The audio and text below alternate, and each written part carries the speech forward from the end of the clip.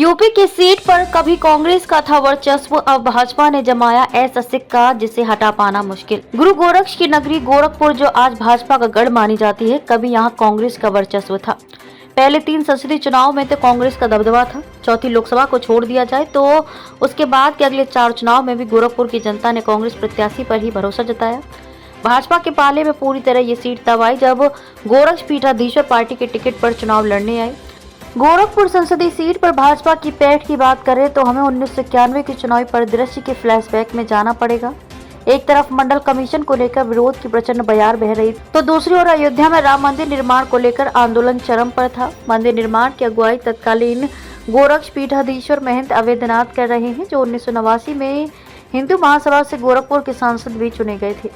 क्योंकि भाजपा तब तक राम मंदिर को लेकर खुलकर समर्थन में आ गई थी, इसलिए उसने महंत अवैधनाथ को अपना प्रत्याशी बनाने का फैसला किया। लक्ष्य एक था, सो महंत अवैधनाथ ने भी पार्टी के प्रस्ताव को स्वीकार किया और पहली बार भाजपा के टिकट पर मैदान में उतरे ही नहीं बल्कि जीते भी। उस चुनाव के बाद से पीठ के सहारे गोरखपुर संसदीय सीट पर भाजपा का जो कब्जा हुआ, 2018 के उपचुनाव में सपा प्रत्याशी प्रवीण निषाद के जीतने तक जारी रहा। अगर 1991 की जीत की परिस्थितियों की तह में जाएं तो इन दिनों महंत अवैधनाथ राम जन्मभूमि मुक्ति यज्ञ समिति के अध्यक्ष थे। साथ ही राजनीति से 9 साल के संन्यास के बाद आंदोलन की अगुवाई के क्रम में ही संतों के आग्रह पर सक्रिय राजनीति में वापस लौटे थे। इससे पहले संन्यास के दौरान सामाजिक समरसता के लिए देश भर की दौड़ लगाकर उन्होंने हर वर्ग के दिल में अपनी गहरी पैठ बना ली थी।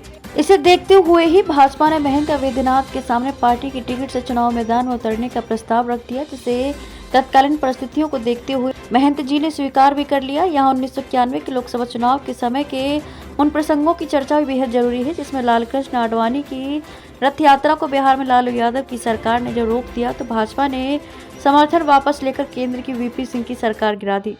64 सांसदों के साथ कांग्रेस का समर्थन लेकर चंद्रशेखर ने सरकार बनाई, लेकिन महज 4 महीने में जब कांग्रेस ने अपना हाथ खींच लिया तो वह भी गिर गई। इन राजनीतिक परिस्थितियों में जब लोकसभा चुनाव हुए तो गोरखपुर की लोकसभा सीट सांसद अवैधनाथ के जरिए भाजपा के हाथ आ गई। ऐसा इसलिए कि राम मंदिर और समरसता अभियान को लेकर वह देश भर में लोकप्रिय हो चुके थे।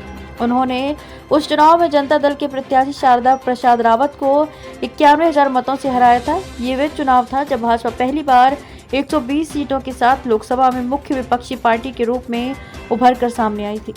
उसके बाद तो गोरक्ष पीठ के सहारे गोरखपुर संसदीय सीट पर भाजपा का जो दबदबा बना वह तब तक कायम रहा जब तक मुख्यमंत्री बन जाने के चलते योगी आदित्यनाथ ने सांसद पद से इस्तीफा नहीं दे दिया।